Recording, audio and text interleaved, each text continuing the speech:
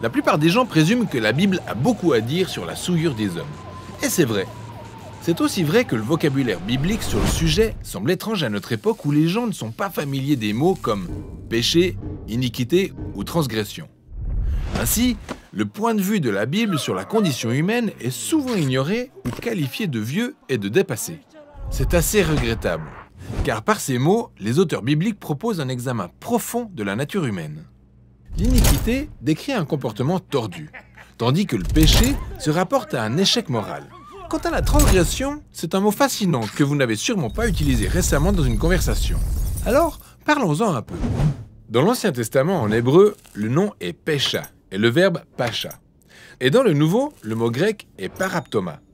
En général, on les traduit par transgression, parfois par rébellion et dans les traductions plus anciennes, par offense. Ces mots traduisent la façon dont les gens brisent la relation de confiance avec les autres. Pécha décrit la trahison dans une relation. Puisqu'il existe plusieurs types de relations, beaucoup de comportements différents peuvent être qualifiés de pécha. Par exemple, quand deux pays sont alliés, on dit qu'ils ont conclu un traité et pacha décrit la rupture de cet accord. Notamment dans le livre biblique de 2 Rois où on peut lire « Après la mort du roi Akab, Moab a pacha avec Israël ». Mais on le traduit généralement par « Moab s'est rebellé contre Israël ». En hébreu biblique, on ne pacha pas contre quelqu'un, mais avec quelqu'un.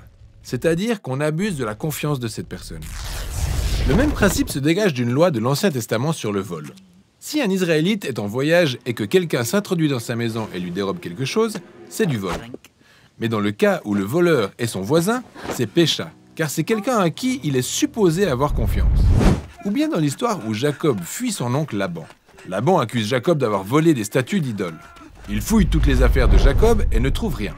Alors Jacob crie « Quel est mon pécha? En quoi ai-je abusé de ta confiance ?» Mais l'ironie de l'histoire est que ces statues ont été volées par la femme de Jacob, la propre fille de Laban. Ça, c'est un abus de confiance pur et dur.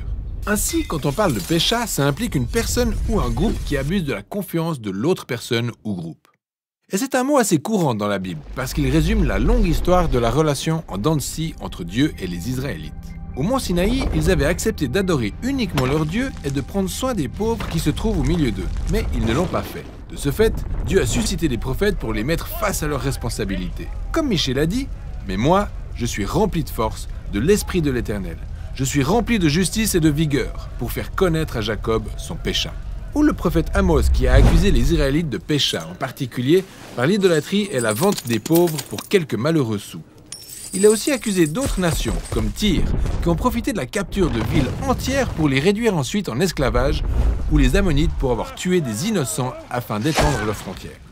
Pour Amos, ce sont tous des actes de pécha.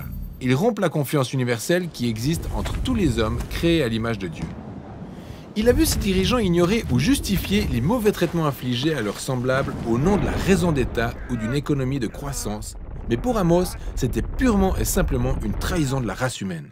Et c'est tout à fait logique que ces prophètes associent le pécha à des mots comme trahison ou tromperie. Dans le Nouveau Testament grec, l'apôtre Paul décrit la tendance de l'homme à briser la confiance en utilisant le mot paraptoma. Il rappelle l'histoire d'Adam qui veut dire humanité en hébreu. Et dans cette histoire, l'humanité trahit la confiance de Dieu et se saisit du pouvoir afin de discerner le bien et le mal à ses propres fins.